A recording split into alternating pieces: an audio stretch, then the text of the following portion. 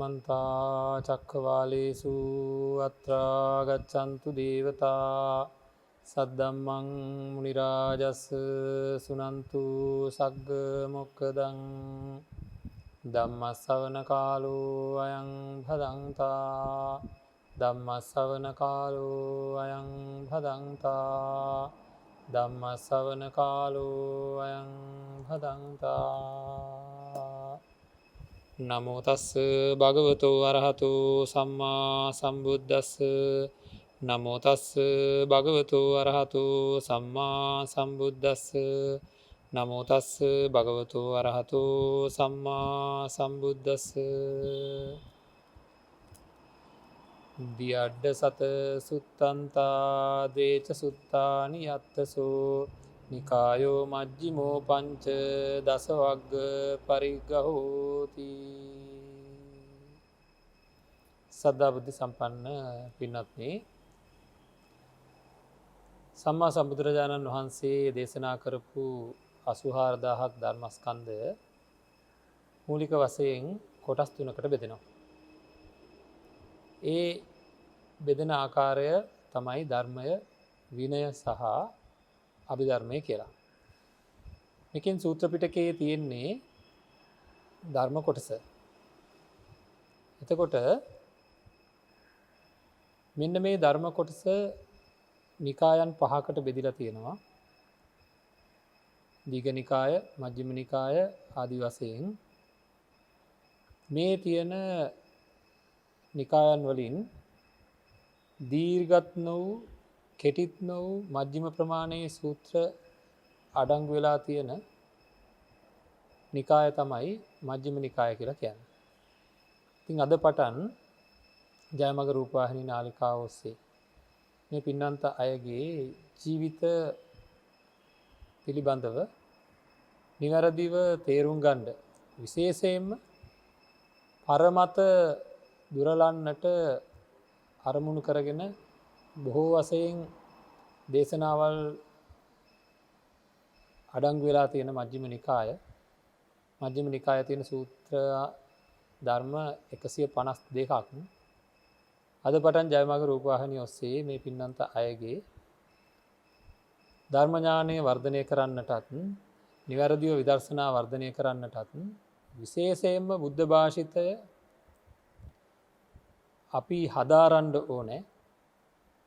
ස්වාමීන් වහන්සේලාගේ ධර්ම දේශනා ශ්‍රවණය කරනකොට මූලාශ්‍ර මොනවද කියලා දැනගන්න ඕනේ. එහෙම දැනගත්තේ නැත්නම් අපිට බොහෝම වශයෙන් වැඩි දෙනෙක් මුලාවටපත් වෙන්න පුළුවන් හැකියාව ගොඩක් වැඩි. ඒ කියලා කියන්නේ අපේ ජීවිතය සාර්ථක කරගන්න අපි ධර්මය හදාරන්න ගියාම, ධර්මය හදාරන්න ගිහලා මුලාවටපත් වුණොත් එහෙම ඒක ලොකු අනතුරක්, අපරාධයක්. අපි ගන්න උත්සාහය හරියට නිකන් දුවන්න ඕන පැත්තට දුවලා යම් ජයග්‍රහණයක් ලබන්න තියෙනවා නම්, ඒ වගේම මහන්සි වෙලා වෙනත් පැත්තකට දුවලා නම් ජයග්‍රහණය ලබන්න බෑ. හැබැයි මහන්සිය නම් බොහෝ වශයෙන් සිද්ධ වෙලා. එහෙනම් දුවනකොට නිවැරදි පැත්තටම දුවන්න ඕනේ. ඒ වගේ අපි ධර්මය හදාරනකොට හරි පැත්තටම ධර්මය හදාරන්න ඕනේ. නොයෙකුත් දෙනා නොයෙකුත් දේවල් කියන්න ඉඩ තියෙනවා. එක එක තමන්ගේ මත ඉදිරිපත් කරන්න ඉඩ තියෙනවා. ඒ වගේ වෙලාවකට බුදුරජාණන් වහන්සේගේ අවවාදය මොකද්ද කියලා බලන්න ඕනේ. මාගේ සිවණක් පිරිස ව්‍යක්ත, විනීත, විශාරද, ධර්මදර, ධර්මයන්හි පිහිටි, අනුධර්මයන්හි පිහිටි, මේ විදිහට බුදුරජාණන් වහන්සේ තමන්ගේ සිවණක් පිරිස පිළිබඳව ආඩම්බරයෙන් කතා කරනවා. මේ වගේ වෙන්න ඕනේ කියලා. එතකොට අපි බහුසුත වෙන්න ඕනේ, ධර්මදර වෙන්න ඕනේ. ඒකින්ද අපි විශේෂයෙන්ම බෞද්ධ අය විදිහට ක්‍රමානුකූලව සූත්‍ර ධර්ම වල තියෙන කරුණු පිළිබඳව යම් දේවල් දැනගන්න ඕනේ. හුඟක් අය සූත්‍ර පිටකය පිළිබඳව වැඩි අවධානයක් යොමු කරන්නේ නැහැ. හරියට සූත්‍ර පිටකය පිළිබඳ අවධානයක් යොමු කරලා තියෙනවා නම් වැඩි දෙනෙක් මුලාවටපත් වෙන්නේ නැහැ. අද මේ කාලයේ අපේ පින්වත්නි වැඩි දෙනෙක්ව, අද මේ කාලයේදී අපේ පින්වත්නි වැඩි දෙනෙක් මුලාවටපත් වෙන ස්වරූපයක් තියෙනවා. පරමත වගේ හරියට නිකන් ධර්මයේ තුලින්ම බිහි වෙන රත්රන් හා සමාන ලෝහයකින් රත්රන් කියලා මුලාවටපත් කරන්න පුළුවන් කියලා දේශනා කරලා තියෙනවා වගේ ධර්මයට සමානව නොයෙකුත් තමන්ගේ මතයන් ඉදිරිපත් කරමින් කටයුතු කරන ඉතාමත්ම අභාග්‍ය සම්පන්න ඉරණමකට අනාගතයේදී ලක්වෙන්ට හේතුවෙන ධර්මය විකෘති කරන බොහෝ පිරිස් ඉන්නවා. ඒවා සංවිධානාත්මකව සිද්ධ කරනවා. ඉතින් පැහැදිලිවම මේ කරුණු බොහෝමයක් සැලකිල්ලට ගෙනල්ලා අපි බොහෝ විදර්ශනා කාරණා සාකච්ඡා කරනවා. ඒ සූත්‍ර ධර්මවල හරයෙන් අපිට දැනෙන ආකාරයට අපි ධර්මය දේශනා කරනවා. අපේ ගෞරවනීය ස්වාමීන් වහන්සේලා. ඉතින් ඒ දේශනා කරන ධර්මයට අනුකූලව අපි අපේ ජීවිත හැඩගස්ස ගන්නවා. නමුත් මේ ධර්මය කොහෙන්ද ආවේ? අතීතයේදී මට මතකයි අපේ පොඩි කාලේදී වගේ මේ සූත්‍ර පිළිබඳව වැඩි සමාජයේ අපිට ලැබුණේ නැහැ තොරතුරු. ස්වාමීන් වහන්සේලා ධර්ම දේශනා කරන්නේ බණ පොතේ තියෙන විදිහට කියලා. බණ පොත කියලා කිව්වේ ත්‍රිපිටකයට. ඉතින් නමුත් මේක කොහෙන්ද කියලා අපි දැනගෙන හිටියේ නැහැ. නමුත් අද මේ වෙනකොට බොහෝ දේවල් දියුණු වෙලා අපිට අපේ අතට මේ සූත්‍ර දේශනාවන් ලැබිලා තියෙනවා. නමුත් මේ සූත්‍ර දේශනාවන් සාකච්ඡා කරද්දී හුඟක් වෙලාවට ඒ වගේ තියෙන කරුණු පිළිබඳව කරුණු දැනගත්තත් ඒ පේලි අතර තියෙන අර්ථය මොකක්ද කියලා දැනගන්න බොහෝ විට අපහසුකම් ඇති වෙනවා. සූත්‍රය එක වතාවක් හරි සූත්‍ර ධර්මයක් කාගෙන් හෝ අහගෙන තිබුණා නම් යම් කිසි කෙනෙක්ගෙන් එක වතාවක් හරි සූත්‍ර ධර්මයක් අහගෙන තිබුණා නම් කල්යාණ මිත්‍රයෙක්ගෙන් ඊට පස්සේ සූත්‍ර ධර්මය හදාගන්න පහසුයි. ඉතින් මේ පින්නන්ත අයට විශාල අනුග්‍රහයක් ලැබෙනවා අද පටන්. ඒ තමයි සම්පූර්ණයෙන්ම මජ්ක්‍ධිම නිකාය විස්තර කරනවා. මජ්ක්‍ධිම නිකාය තියෙනවා පණ්ණාසක 3ක්. පණ්ණාසක කියන්නේ සූත්‍ර 50 ඒවා. 3ක් තියෙනවා අවසාන පණ්ණාසකේ 52ක් තියෙනවා හැබැයි සූත්‍ර ධර්ම. ඒ හැම එකක්ම වග්ග 5කින් යුක්තයි. ඒ කියන්නේ කොටස් 5කට බෙදලා තියෙනවා. ඒ දේවල් ඒ බෙදලා තියෙන ආකාරය පිළිබඳවත් අපේ අවධානය යොමු කරලා ඒ පණ්ණාසකවල තියෙන වැදගත්කම මොකක්ද? ඒ වග්ගයේ තියෙන වැදගත්කම මොකක්ද? මේ හැම දෙයක්ම පිළිබඳව විස්තර කරනවා. දැන් අද දවසේ අපි මජ්ක්‍ධිම නිකාය පොදු වශයෙන් අරන් විස්තර කරනවා. හෙට දවසේ අපේ පුහුල්වැල්ලේ සාරද ස්වාමීන් වහන්සේ මූල පණ්ණාසකය පිළිබඳව හඳුන්වා දීමක් කරනවා. ඒතර මූල පණ්ණාසකයේ තියෙන පළවෙනි වග්ගය තමයි මූල පරියාය වග්ගය. එතකොට අනිද්දා දවසේ මූල පරියාය වග්ගය පිළිබඳව හඳුන්වා දීමක් කරනවා. මූල පරියාය වග්ගයේ තියෙන පළවෙනි සූත්‍රය තමයි මූල පරියාය සූත්‍රය. එතකොට ඊළඟ දවසේ මූල පරියාය සූත්‍රය හඳුන්වා දීම සිද්ධ කරනවා. ඒ මූල පරියාය වග්ගයේ සූත්‍ර 10න් පස්සේ ඊළඟ වග්ගය ආරම්භ වෙනවා. එතකොට මේ වග්ගය පිළිබඳව හඳුන්වා දීමක් කරනවා.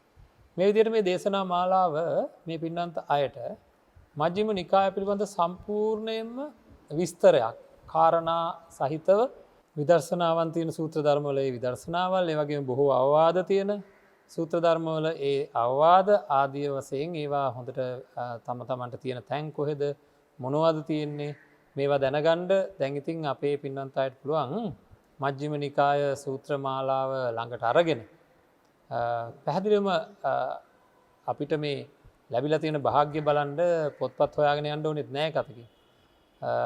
පින්වන්ත පිරිස් එකතු වෙලා මොකද කරලා තියෙන්නේ අන්තර්ජාලයට මේවා මුදා හැරලා තියෙනවා. අන්තර්ජාලයට මුදා හැරලා තියෙන්නේ පොත්වල ඡායාරූප විදිහටත් නෙවෙයි.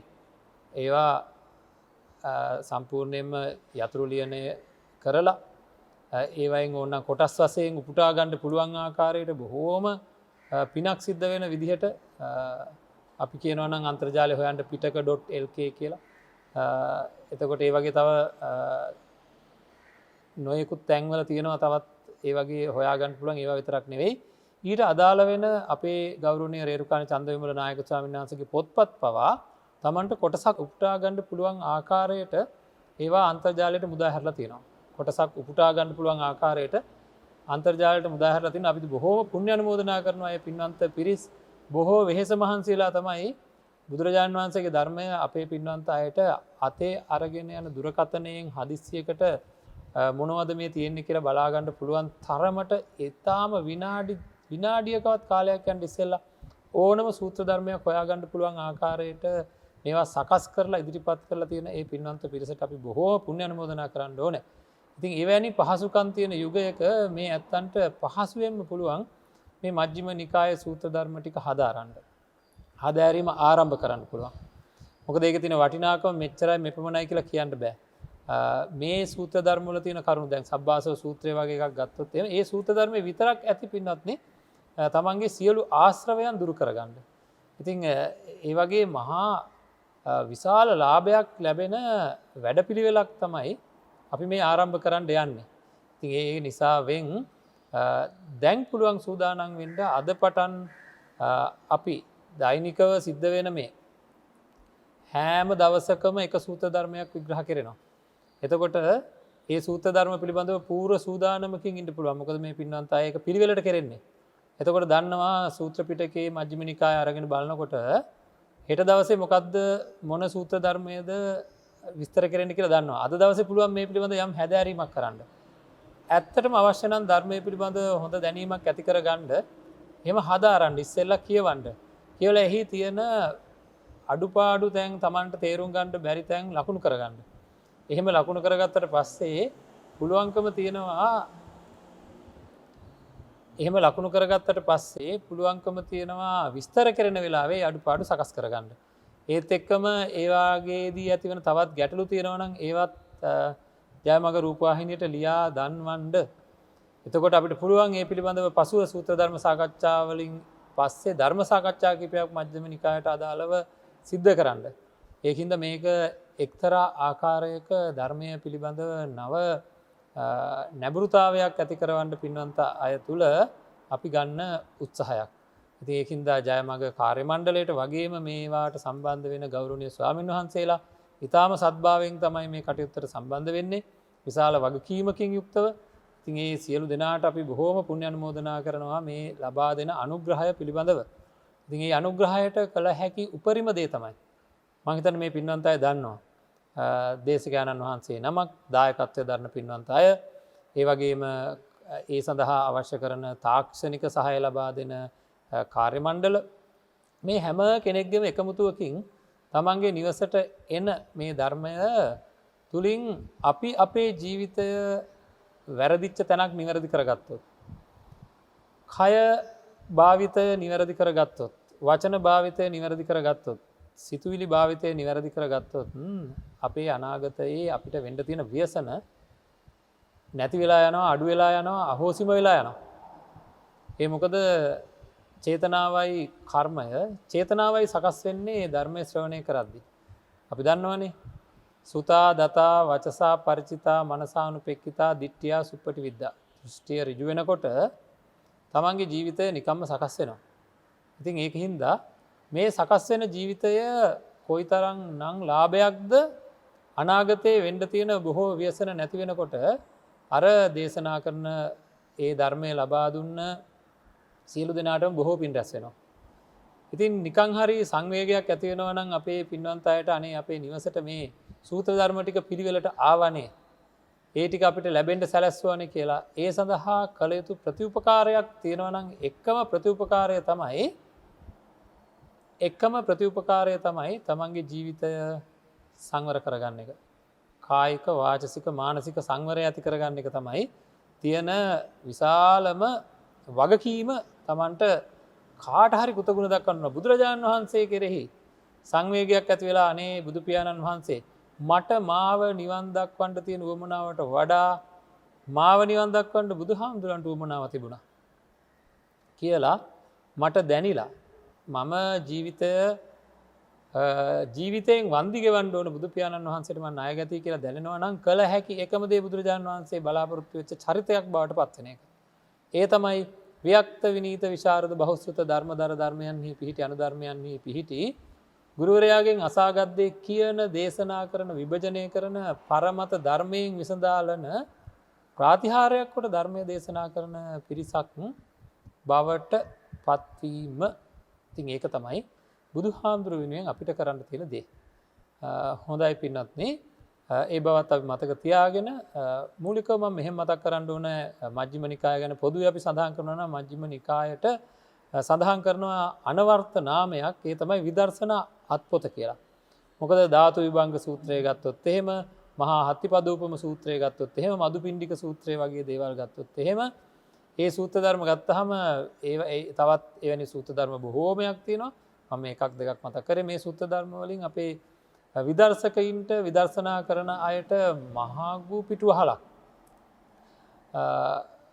ආයතන කියන්නේ මොනවද පංච උපාදානස්කන්ධය කියන්නේ මොනවද ඒ වගේ හැම දෙයක් පිළිබඳව නාම රූපයන් පිළිබඳව මේ හැම දෙයක් පිළිබඳවම කොයි විදිහට ඉදිරියට යන්න ඕනේ රත විනිත සූත්‍රය ගත්තාම මුළු ධර්මස්කන්ධයම අඩංගු වෙන සූත්‍ර ධර්මයක් සීල විසුද්ධි චිත්ත විසුද්ධි දිට්ඨි විසුද්ධි අපි හැමදාම කතා කරන්නේ ඒ හැම පදනමක් තියාගෙන විදර්ශකයාට තියෙන පදනම තමයි එක පැත්තකින් බලපුවාම විසුද්ධි හත් සම්පාදනය කර ගැනීම.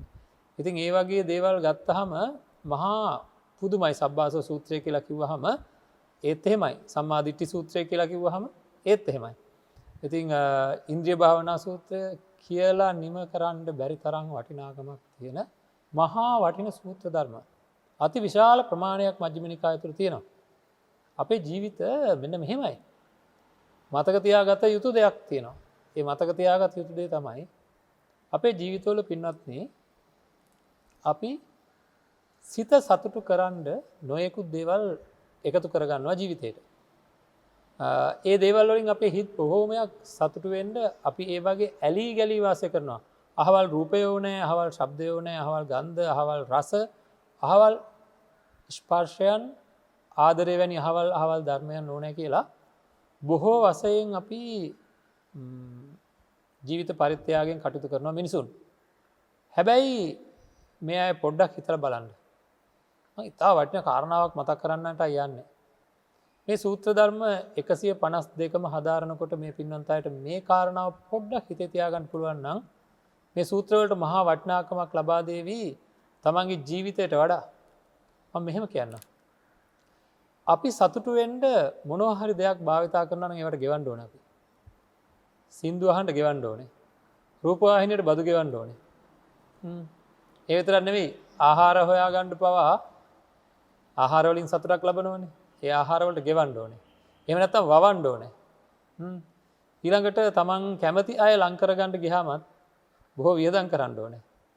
ඉතින් හැම දෙයකම සතුට සඳහා ගෙවන්න වෙලා තියෙනවා. ගෙවුවේ නැත්නම් ණය වෙනවා.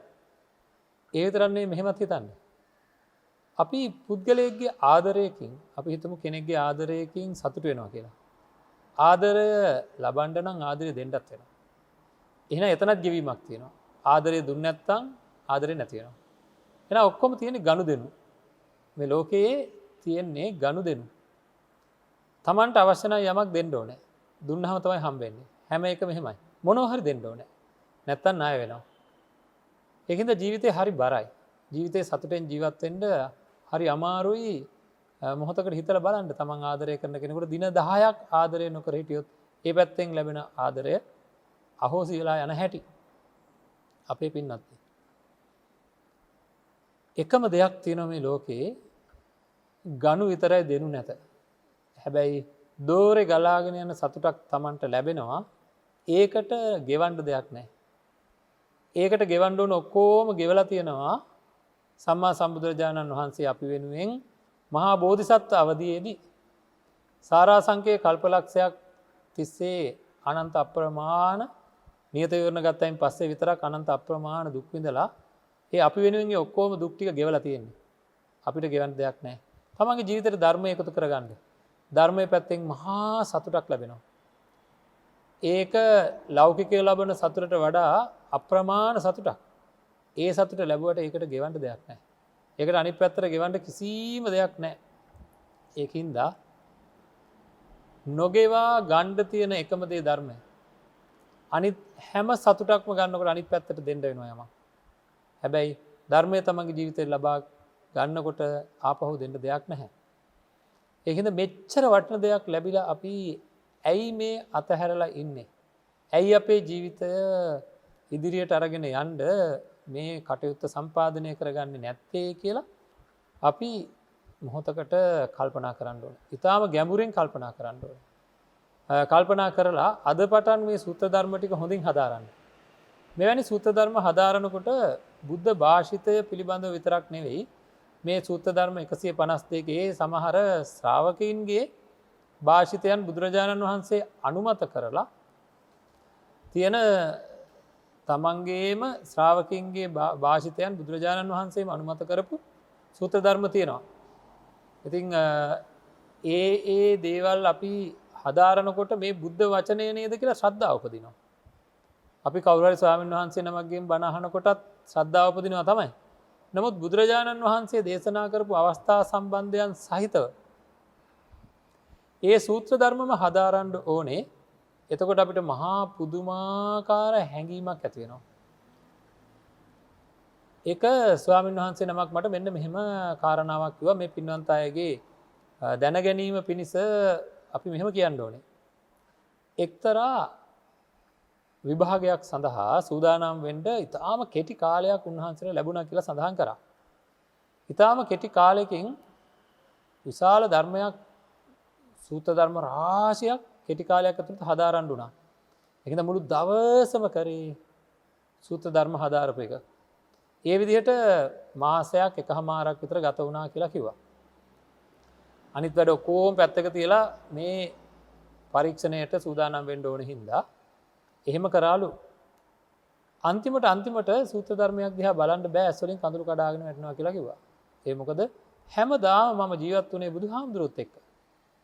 උන්වහන්සේ කියන හැමදාම මම උදේ ඉඳන් හැන්දෑව වෙනකන් ජීවත් වුණේ බුදුරජාණන් වහන්සේගේ චරිතය, බුදුරජාණන් වහන්සේ නොයේකුත් තැන්වල වැඩම කරලා ඒ දවස්වල ජීවත් වෙච්ච ආකාරය, බණ කියපු හැටි, ඒ කියපු සූත්‍ර ධර්ම අවස්ථා සම්බන්ධ මගේ මනසේ චිත්‍රයක් වගේ මේ ඔක්කොම ඇඳුනා ඒ දවස් ටික එක දිගට.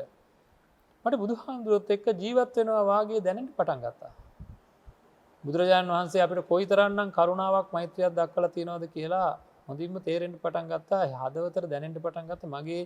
මගේ సంతානය තුල හරියට ඊ타ත්ම හිතවත්, ඊ타ත්ම බැඳීමක් තියෙන කෙනෙක් අපිට ඉන්නවා නම් ඒ තැනත්තා සමග හැම වෙලෙම ජීවත් වෙනවා වගේ දැනෙනවා. ඊට වඩා මට ඒ වගේ බුදුරජාණන් වහන්සේත් එක්ක ජීවත් වෙනවා වගේ මගේ ජීවිතය දෛනිකව බුදුරජාණන් වහන්සේත් එක්ක ජීවත් වෙනවා වගේ දැනෙනවා. අන්තිමට මට සූත්‍ර ධර්ම බලන්න බෑ, ඇස් වලින් කඳුළු කඩාගෙන වැටෙන්න පටන් ගත්තා. ඒ කරුණාව, ඒ මෛත්‍රිය දැනිලා කියලා. ඉතින් මේ සූත්‍ර ධර්ම හදාරනකොට ශ්‍රද්ධාව උපදිනවා පින්නන්නේ. මෙහි තියෙන වටිනාමකම තමයි ඔන්න ඔය ශ්‍රද්ධාව ඉපදීම. ඒකින්ද මේ සූත්‍ර ධර්ම හදාරන්න තමන්ගේ පරිගණකයේ, දුරකථනයේ හෝ නැත්නම් මේ පොත්පත් හොයාගන්න පුළුවන්. දැන් මිලදී ගන්න මේ පොත්පත් තියෙනවා. ඉතින් මේ පොත්පත් මිලදීගෙන හෝ ඒවායේ පරිවර්තන හරි කමක් නැහැ, අරගෙන ඒවා හොඳින් මේ සමග හදාරන්න උත්සාහයක් ගන්න. ඒක ගොඩාක් වැදගත් වෙනවා. ඊළඟට මේ සාමාන්‍යයෙන් බණවරයක් කියලා කියන්නේ අකුරු වශයෙන් ගත්තොත් අකුරු 8000ක්. එතකොට මෙහි තියෙනවා මුළු බණවර ඔක්කොම 80ක්, පණ්ණාසක 3යි, සූත්‍ර ධර්ම 152යි. මූල පණ්ණාසකය කියලා කිව්වම ඒකට අඩංගු වෙනවා මූලපරියාය සූත්‍රය, ඕපම්ම සූත්‍රය. ඒ සූත්‍ර මූලික කරගෙන වග්ග සකස් වෙලා තියෙනවා. වග්ග 10ක් තියෙනවා. මූලපරියාය වග්ගය, ඕපම්ම වග්ගය. ඒවා හරි අපූර්ව. ඕපම්ම කියන්නේ උපමා සහිත සූත්‍ර දේශනා. එතකොට සීහනාද වග්ගය බුදුරජාණන් වහන්සේ ගැන බොහෝ වශයෙන් සඳහන් කරලා තියෙන සූත්‍රයක් එක.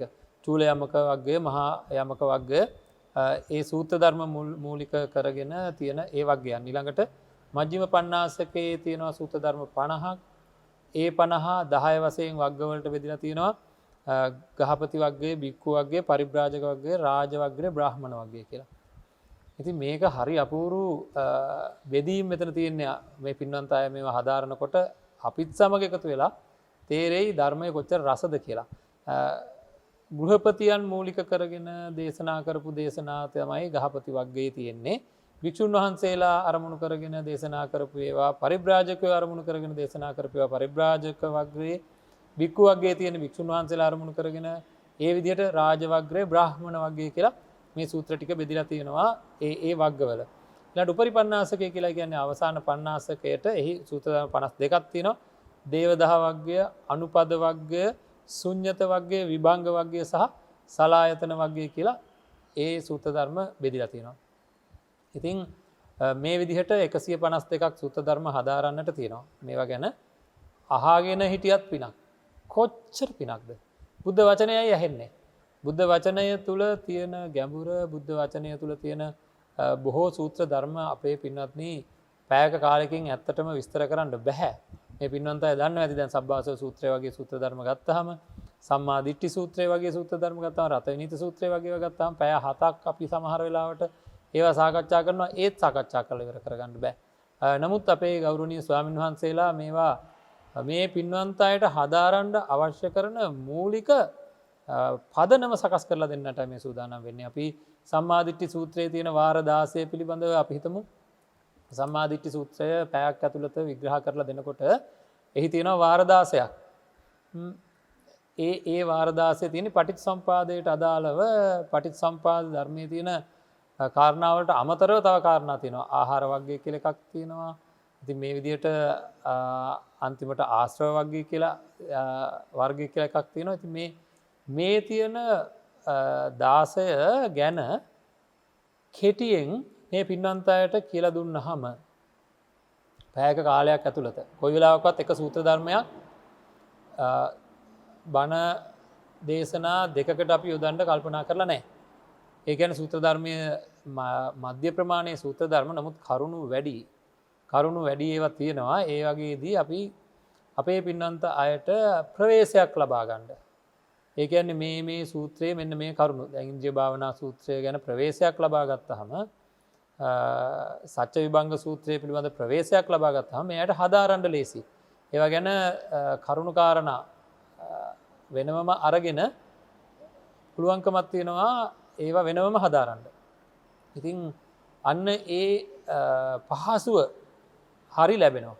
ඒකින්ද මං ආරාධනා කරනවා අහගෙන හරි ඉන්න. අඩුම ගානේ මේ සූත්‍ර ධර්ම ටික අහගෙන හරි ඉන්න පිළිවෙලකට කරන මේ සූත්‍ර ධර්ම ටික එක රාශී කරගෙන තමන්ගේ නිවසේදී මේවා හදාරන්න ලොකු වැඩපිළිවෙලක් තමයි මේ ආරම්භ කරන්නේ. ඒකට තමන්ගේ පැත්තෙන් සූදානමක් තියෙන්න ඕන කියලා නැවත නැවත කියන්න ඕන. පැයක කාලයක් ඇතුළත පැයකට ආසන්න කාලයක් ඇතුළත විග්‍රහ කිරීමේදී හොඳට ධාරණය කරගන්න නම් හොඳට තේරෙන්න නම් ඊට කලින් මේ සූත්‍ර ධර්මයේ චුට්ටක් හරි හදාarලා ඉන්න කියන එක තමයි මම අවවාදයක් විදිහට අපේ පින්නන්ත අයට දෙන්නේ. මේ ගන්න උත්සාහයට ලොකු ලාභයක් එහෙම වුණොත් එහෙම ලැබෙවි. ඒ වගේම තමයි මේකේ තියෙන තව අපූර්ව කාරණාවක් ගැන මට සඳහන් කරන්න ඕනේ. ඒ තමයි මේ සමහර සූත්‍රවලට නම් යෙදිලා තියෙන හැටි ගැන බලනකොට ගොඩක් ආස හිතෙනවා. ඒ නම් යෙදිලා තියෙන ආකාරය බැලුවොත් එහෙම සමහරලාවට ඒ දේශනා කරපු ප්‍රදේශය අනුව නම් යෙදිලා තියෙනවා. ඊළඟට දේශනා කරපු පුද්ගලයා අනුව නම් යෙදිලා තියෙනවා. දේශක ඒ විතරක් නෙවෙයි මේ ධර්මයෙන් ප්‍රතිග්‍රහය ලැබපු අය මේ ධර්මයෙන් ලාභය ලැබපු අය ඉන්නවා. අන්න ඒ ලාභය ලැබපු අයගේ නමින් සමහර සූත්‍ර ධර්ම ප්‍රතිග්‍රාහක විදිහට නම් යෙදලා තියෙනවා ඒ සූත්‍ර ධර්ම වලට.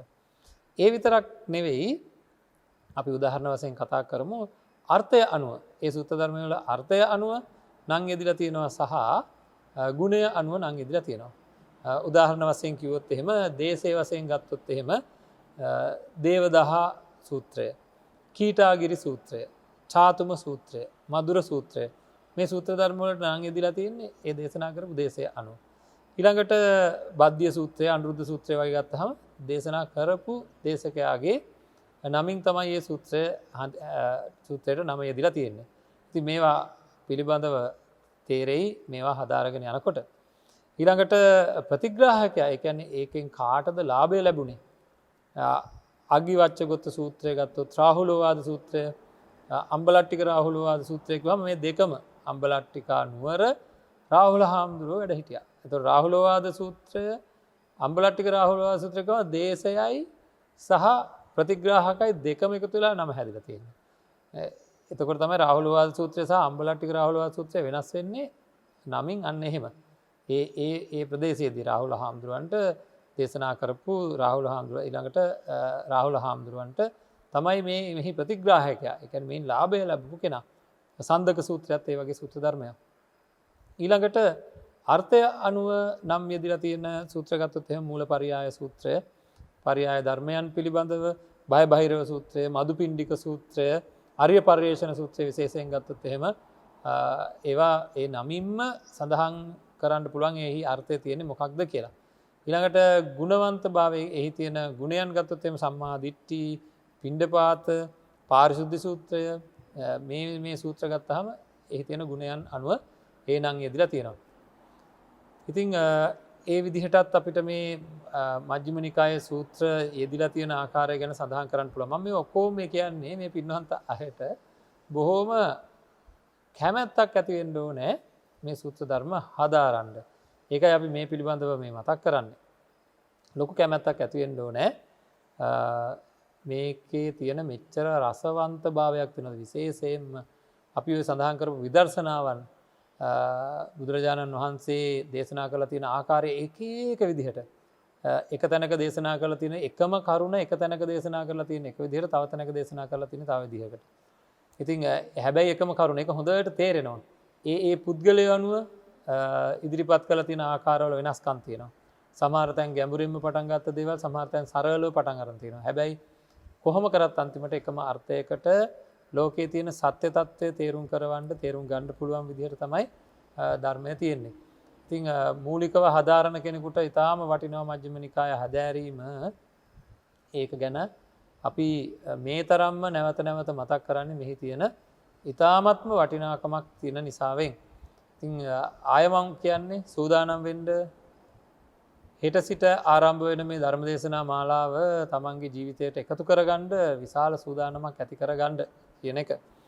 ඊළඟට හරි අපූර්ව දේවල් තව අපේ ජීවිතයට එකතු කරගන්න පුළුවන් අවස්ථා තියෙනවා. මෙහි තියෙන එක සූත්‍රයක් මට මතක් වුණා මේ රට්ටපාල සූත්‍රය.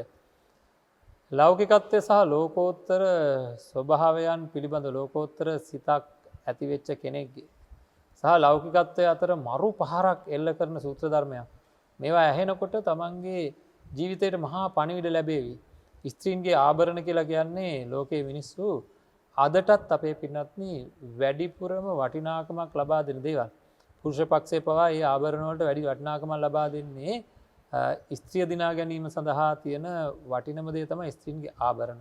ඉතින් මේ ආභරණ වලින් සැරසීගත් තමන්ගේ ගිහි කල භාර්යාව ඉදිරියට පැමිණෙන හැටි. එතකොට ඇවිල්ලා මේ ස්වාමීන් වහන්සේව නැවත ගිහි කරගන්න උත්සාහ කරන හැටි. ඒ තැන්වලදී නිග්‍රහ කරන ආකාරය මේ සියලු වස්තුව ගඟේ ගිහිල්ලා ගිල්ලන්න කියලා කියන විදිහ. ඊළඟට පියතුමාට හොයාගන්න බැරි වෙන හැටි. ඉස්සෙල්ලාම පිණ්ඩපාතේ වඩනකොට තමන්ගේ පුතා පිණ්ඩපාතේ වඩනකොට හොයා අඳුර ගන්න බැරි වෙන හැටි. ඉතින් මේ වගේ කෙනෙක් කියලා හිතන හැටි. ඊළඟට ඉඳුල් වෙච්ච පිළුණු වෙච්ච ආහාර පිණ්ඩපාතයට වළඳනකොට ඒ පිළිබඳව කෙරෙන කතා ප්‍රවෘත්ති මේවා අපිට චිත්‍ර මනෝ චිත්‍ර සකස් වෙන නිර්මාණ අපේ පින්වත්නි ඒක හරි වටිනවා. එහෙම මම කියන්නේ දැන් මේ විදිහම තමයි අම්බලට්ටික රාහුලවාද සූත්‍රය ගත්තහමත් රාහුල හාමුදුරන්ට බුදුරජාණන් වහන්සේ ධර්මය උගන්වන ආකාරය ගත්තහම ඒ ඈතින් බුදුරජාණන් වහන්සේ වඩිනකොට රාහුල හාමුදුරුවෝ පැන් එලවලා තියලා ආසන පනවලා තියලා ඊට පස්සේ ඒ පැන් එලවලා තිබ්බ වාජනය අරමුණු කරගෙන බොරු කියන කෙනාට තමන්ගේ ජීවිතය පිරිහෙන හැටි දේශනා කරනකොට පුංචි ළමයෙකුට වගේ මහා අර්ථයක් තියෙන දේවල්. ඉතින් මේ මනෝ චිත්‍ර හැදෙනවා. රට්ටපාල සූත්‍රය ලෞකික ලෝකෝත්තර తত্ত্বය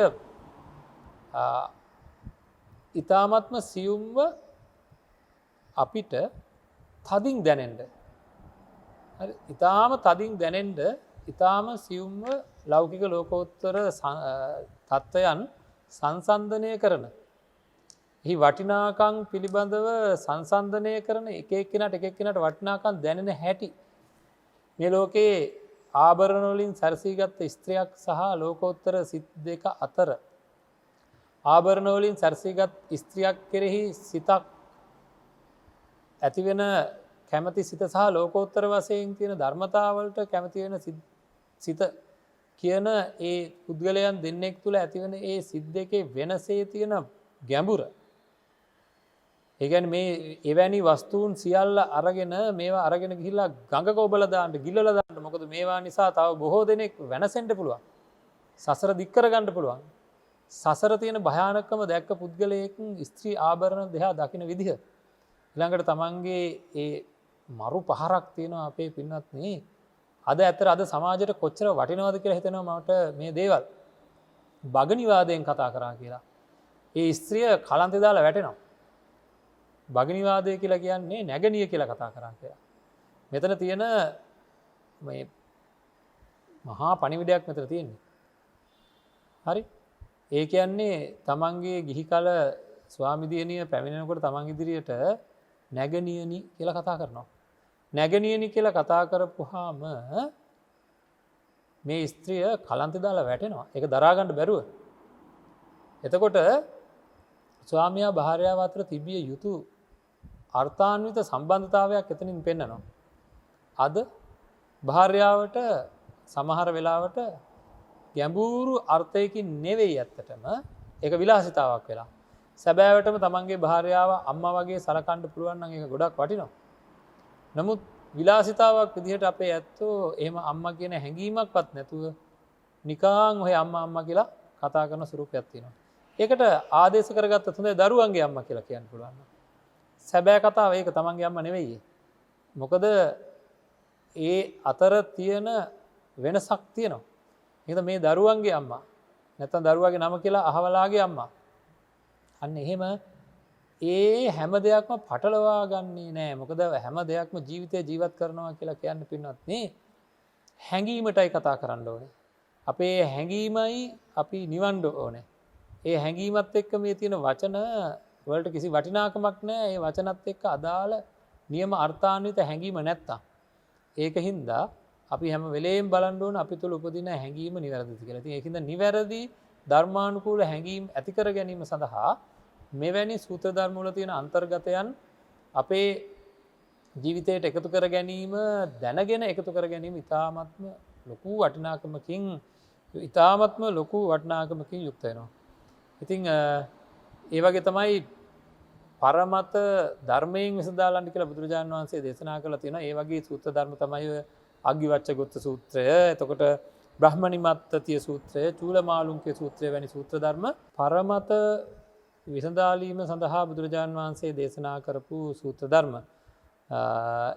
චූලමාලුන්ක ස්වාමීන් වහන්සේ සඳහන් කරන මට ප්‍රශ්න 10ක් තියෙනවා. මේ තියෙන ප්‍රශ්න 10ට මට උත්තර හම්බුනේ නැත්නම් මං සිවුරුව ඇරලා පලා යනවා කියලා. ඉතින් සස්සකෝ ලෝකෝ අස්සකෝ ලෝකෝ අන්තවා අනන්තවා මේ වගේ තිබුණ ගැටලු. තන් ජීවං තං ශරීරං අඤ්ඤ ජීවං අඤ්ඤ ශරීරං මේවාට සම්පූර්ණ විසඳුමක් සොයා ගැනීම සඳහා ඉදිරිපත් කරපු ගැටලු 10ට හරි විසඳුමක් නොලැබුණොත් මම මේ චීවරය අතහැරලා දාලා පලා යනවා කියලා ඒ ස්වාමීන් වහන්සේ සඳහන් කරනවා. ඉතින් මේවට පැහැදිලිවම ගත්තොත් එහෙම මේ මහා තණ්හා සංකේ සූත්‍රය ගත්තාම මේ භවයෙන් භවයට අදත් තියෙන ප්‍රශ්නනේ. භවයෙන් භවයට ගමන් කරන විඥානයක් තිබේද? ඉතින් එහෙම තියෙනවා කියලා බොහෝ දෙනා තර්ක කරනවා. එහෙම නැති වෙන්න බෑනේ.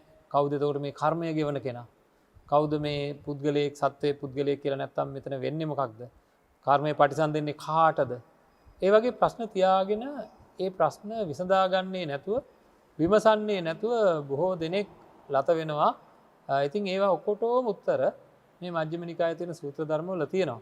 මොකද එදත් තිබ්බ ප්‍රශ්න විසඳන්නයි බුදු කෙනෙක් මේ ලෝකෙට පහළ වුණේ. එදා කාලෙත් තිබුණ ගැටලු විසඳාලන්නට තමයි බුදුරජාණන් වහන්සේ නමක් ලෝකෙට පහළ වෙන්නේ පින්වත්නි. එතකොට එහෙම බුදුරජාණන් වහන්සේ නමක් ලෝකෙට ඒ විදිහට පහළ වෙනකොට අපිට පුළුවන්කම තියෙන්න ඕනේ ඒ කාලේ තිබ්බ ගැටලු තවත් තියාගෙන ඉන්නේ නැතුව මේ සූත්‍ර ධර්ම හදාරලා ඒවා විසඳන්න. මේ සූත්‍ර ධර්ම හරියට හැදෑරුවොත් ඔය හැම දෙයකටම විසඳුම් තියෙනවා. අදත් මහා පුදුමම කතා කියනවා. මේ විදුලි පංකා දිහා බලාගෙන ධර්මය අවබෝධ කරා කියනවා. මේ වගේ මේ මහා පුදුම දේවල් ඒවා. ඉතින් අහගෙන ඉන්න මිනිස්සුත් කියනවා ඒක සද්දයක් දිහා එක දිගට හිත යොමු කරගෙන හිටියොත් එහෙම ධර්මය අවබෝධ වෙනවලු. සංඥා නිරෝධයටපත් වෙනවලු. මන් දන්නේ නැහැ මේවා කොයි පැත්තකින් එනේවද කියලා. අඳුරු පසුබිමක් ලැබුණොත් එහෙම භාවනාවකදී ඒ වෙලාවේ නිවනට තියෙන කැමැත්තත් අතහරින්න කියනවා හිතලම එහෙම වුණ ගමන් ඒ අඳුරු පසුබිම එක දිගට තිබුණා නම් ප්‍රශ්නයක් නැහැ. එහෙම වුණොත් එහෙම මේ සෝවන් වුණා කියනවා. කිසිම පදනමක් නැතුව අපේ පින්නත්නේ කිසිම පදනමක් නැතුව එකකට එකක් ගැලපිලා තියෙන අපූරු ධර්මය එකකට එකක් ගැලපිලා තියෙන බව මේ සූත්‍ර දේශනා මාලාව හදාරනකොට මේ පින්නන්ත අයට තේරේවි. කොච්චර ගැලපිලා තියෙනවද කියලා. එතකොට හේතුඵල දහමක් කියන එක එහි පස්සික ගුණයෙන් යුක්ත ධර්මය කියන එක ගැන මනා වැටහීමක් සූත්‍ර ධර්ම හදාරනකොට එනවා. ඉතින් අන්න ඒ ස්වභාවය අපි ඉතාම හොඳින් තේරුම් ගන්න ඕනේ. තේරුම් අරගෙන ධර්මය තුලින් ලබාගත හැකි ඉහළම පන්නරය ලබා ගන්න කල යුතු සියලුම දේ සිද්ධ කරන්න උවමනාවක් තියෙන අයට පුළුවන්කම තියෙනවා ජීවිතය ඉහළම මානසිකත්වයක් ඇති කරගන්න අවශ්‍ය කරන ධර්ම කරුණු එකිනෙක තමන්ට එකතු කරගන්න. අනිත් එක තමයි අපේ පින්නත්නි අපිට ධර්මය වැටහෙන්ඩ එක එක්කෙනාට තියෙන ක්‍රමවේද වලත් පුංචි වෙනස්කම් තියෙනවා. ඒකත් මතක් කරන්න ඕනේ.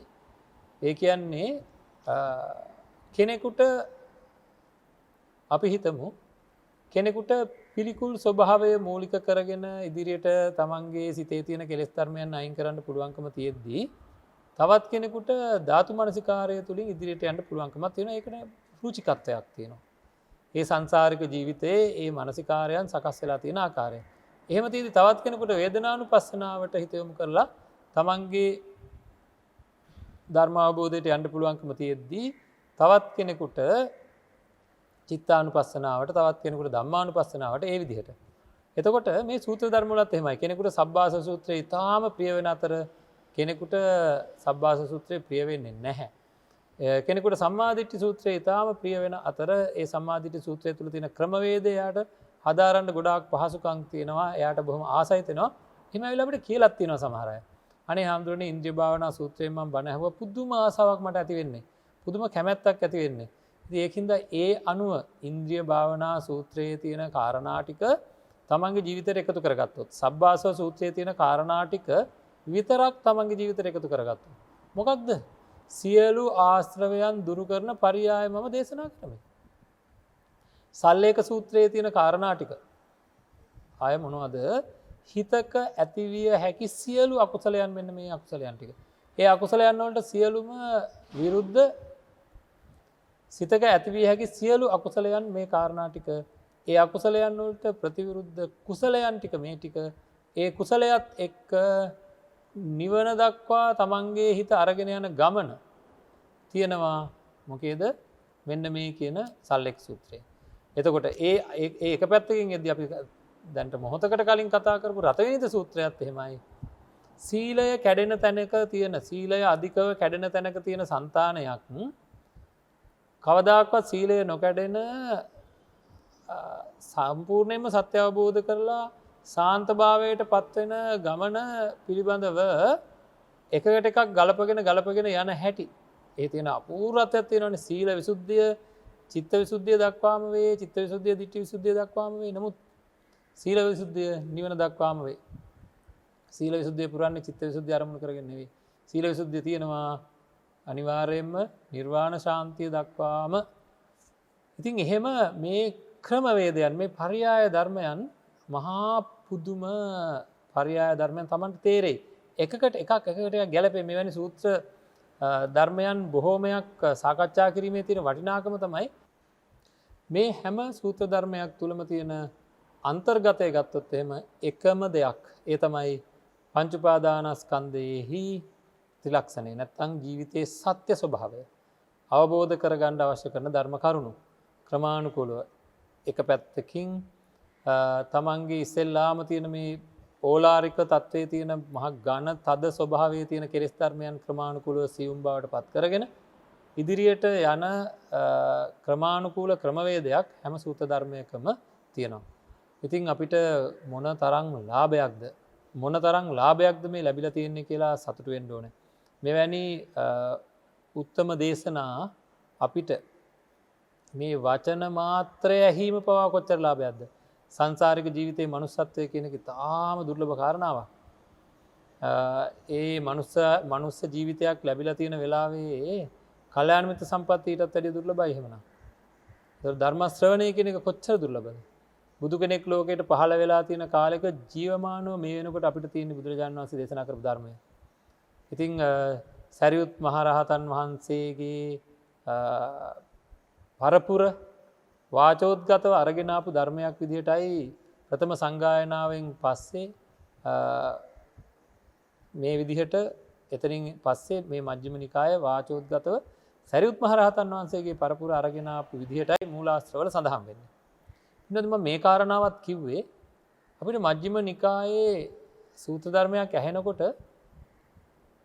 අනුබුදු හිමියන් වගේ හිතට දැනෙන සරියුත් මහරහතන් වහන්සේගේ පරපුරෙන් වචනයෙන් වචනයට කටපාඩමින් අරගෙන එන්න මොන තරම්නම් කැපකිරීමක් සිද්ධ කරන්න ඇද්ද කියලා අපි දන්නවානේ. දුර්භික්ෂ කාලවල ලංකාවේ හිටපු රහතන් වහන්සේලා වැඩ හිටපු රහතන් වහන්සේලා දුර්භික්ෂ කාලවල ගස්වල පොතු ආහාරයට ගනිමින් මේ ධර්මය විනාශ වෙන්න නොදී ආරක්ෂා කරගත් බව මූලාශ්‍රවල සඳහන් වෙනවා. ඉතින් අපේ ළඟට මේ බණ ටික ඇහෙනකොට අපිට හිතෙන්නේ සුන්දරයි සුවයි මధుරයි කියලා ධර්මය ගැනත් අපේ පින්නත්.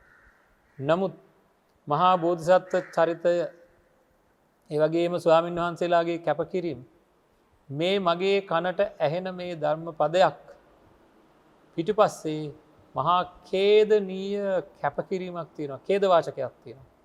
ඒ ඛේදනීය කැපකිරීම තමයි මගේ කනට අද මේ ධර්මය ඇහෙන්න අවශ්‍ය කරන පසුබිම අවශ්‍ය කරන ඒ ධර්මය පිළිබඳ ආරක්ෂාව ඒක පවත්වාගෙන එන්න මගේ කනට ඇහෙන්න මට උරුම කරලා දෙන්න ගත්ත උත්සාහය.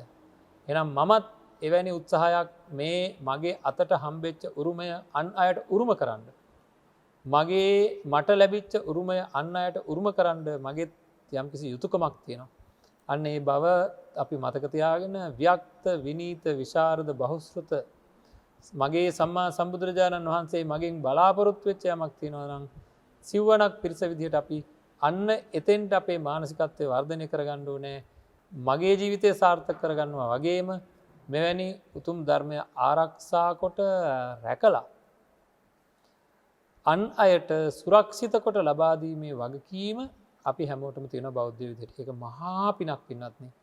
ඒක නිසාවෙන් එවැනි තත්වයකට පත් වෙන්න අවශ්‍ය කරන ශක්තිය ධෛර්යය ලැබේවා හැම දිනෙකටම මේ සූත්‍ර ධර්ම හදාරලා තමන්ගේ ජීවිතයට ඒ කරුණු එකතු කරගෙන තමන්ගේ ජීවිතය තුලින් ඒ කරුණු දැකලා තමන්ගේ ජීවිතය තුලින් ඒ කරුණු දැකලා කොහොමද ධර්මය අවබෝධ කරන්න කියලා තේරුම් අරගෙන ධර්මය අවබෝධ කර ගැනීමෙන් සියලු කෙලෙස් දුරු කර ගැනීමෙන් චිත්තසංතානවල බුරබුරා නැගෙන මහා දුක්ඛස්කන්ධයන් මහා ගිනි නිවාගෙන මේ ජීවිතය සුරක්ෂිත කරගෙන සසර සූපත් කරගෙන උතුම් නිවනින් සැනසෙන්නට හැම කෙනෙකුටම ශක්තිය ධෛර්යය වීරිය අධිෂ්ඨානයේ වාසනාව ප්‍රඥාව ලැබේවා කියලා අපි ප්‍රාර්ථනා කරනවා.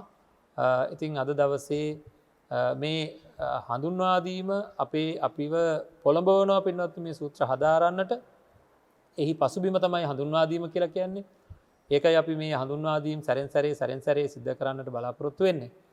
ඉතින් මේ සියල්ල සිද්ධ කරන්න මම කිව්වා ධර්මයේ දේශනා කරන ස්වාමීන් වහන්සේලා විතරක් නෙවෙයි අපිට ධර්මයේ රැකලා දුන්න ඒ සිව්වණක් පිරිස පමණක් නෙවෙයි අපේ පින්වත්නි මේ තාක්ෂණික උපකරණ භාවිතා කරමින් තමන්ගේ නිවසට මේ ධර්මය අරගෙන එන ජයමග රූපවාහිනී කාර්ය මණ්ඩලය වගේම ඊටාම වැදගත් වෙන අනිත් පිරිස තමයි අපි බොහෝ පුණ්‍ය අනුමෝදනා කළ යුතු අනිත් පිරිස තමයි අනුග්‍රාහක දායකත්වය, කල්යාණ මිත්‍ර දායකත්වය ලබා දෙන ඒ පින්වන්ත පිරිස. ඉතින් ඒ අයට අපි බණක් අහලා මං කලින් මතක් කරා වගේ කයෙන් සංවර වෙන, වචනයෙන් සංවර වෙන, සිතෙන් සංවර වෙන වාරයක් ගානේ යතන්ට බොහෝ පින් රැස් වෙනවා. නමුත් අපි ප්‍රාර්ථනා කරමු අපි කයෙන් සංවර වෙන, වචනයෙන් සංවර වෙන, සිතෙන් සංවර වෙන වාරයක් ගානේ ජනිත වන්නා වූ සියලු පින් ඒ අතන්ට අනුමෝදන් වේවා. ඒ අයටද කායික සංවරය, වාචික සංවරය, මානසික සංවරය ඇති කරගන්නට මේ සියලු පුණ්‍ය ශක්තියින් හේතු වේවා. ලබා දුන්නා වූ කල්යාණ මිත්‍ර දායකත්වයේ හේතුවෙන් සසර වසන තාක්කල් කල්යාණ මිත්‍ර සම්පත්තිය ලැබේවා. පාප මිත්‍ර ග්‍රහණයකට කොයි කවරදාක්වත් පත් නොවේවා. අවසානයේදී උතුම් චතුරාර්ය සත්‍ය ධර්ම අවබෝධයෙන් උත්තම නිර්වාණ සාක්ෂාත් කරගන්නට ඒ හැම දෙනාටම මේ ධර්ම දානමය පුණ්‍ය කර්මය හේතුවක්ම වේවා කියලා ප්‍රාර්ථනා කරමු. ඉතින් අද දවසේ මේ ධර්ම දේශනාවේ පළවෙනි ධර්ම දේශනාවේ දායකත්වය දරන්නේ දෙමටකොඩ පදිංචි වෙලා ඉඳලා මේ දින 7කට පෙර ආතුව මිය පරලෝ යන්නට යෙදුන සීලා වීරමන් මෙනවියගේ ඒ දින 7 පින්කම වෙනුවෙන් සිද්ධ කෙරෙන ධර්ම දානමය පුණ්‍ය කර්මය තමයි අද දවසේ සිද්ධ කෙරෙන්නේ. අපේ පින්වත්නි මේ ධර්ම දේශනාවේ දායකත්වය දරන්නේ වීරමන් පවුලේ සියලු දෙනා සීලා වීරමන් මෙනවියට පුණ්‍ය අනුමෝදනා කිරීම මූලික අරමුණු කරගෙන ලක්වැසි ලොවැසි සියලු දෙනාටම උතුම් ධර්මය අවබෝධ වේවා කියන අරමුණෙන්. ඉතින් අපි හැමදෙනාම ප්‍රාර්ථනා කරමු අපේ ජීවිතවලට ලැබුණා වූ යම් පුණ්‍ය ශක්තියක් තියෙනවා. ඒ සියලු පුණ්‍ය ශක්තියින් අපි එතුමිය වෙනුවෙන් අනුමෝදන් කරමු. සීලා වීරමන් මෙනවියට මේ පින් අනුමෝදන් වේවා.